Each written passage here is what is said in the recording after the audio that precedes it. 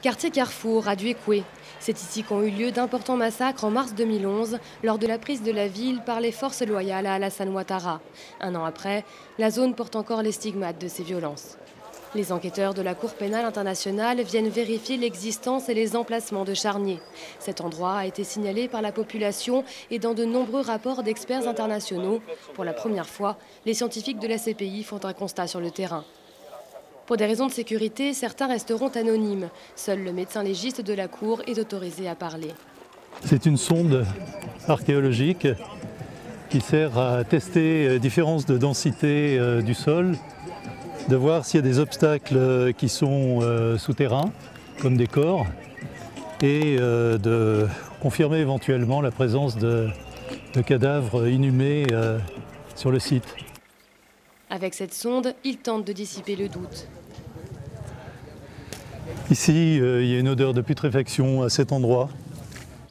Le sondage du sol est complété par un drone qui permet d'avoir une vue d'ensemble sur les sites.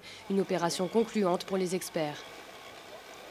Aucune des constatations qui ont été faites lors de l'examen préliminaire de cette zone ne vient contredire l'hypothèse de charnier. Il y a des arguments au contraire positifs qui viennent créditer cette information.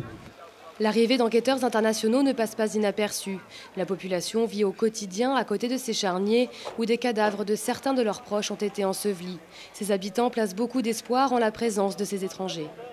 Ils n'ont rien à nous cacher et à cacher aux yeux de l'opinion internationale. Mais l'Ivoirien en tant que tel, lui, il peut être partisan. On ne sait pas de quel bord il peut donc cacher la vérité et faire brandir le mensonge. C'est pourquoi nous voulons que ce soit des étrangers qui viennent enquêter sur la situation de la Côte d'Ivoire. À Duékoué, beaucoup d'éléments laissent présager la présence de charniers. Pourtant, les fosses communes présumées ne seront pas ouvertes ce jour-là.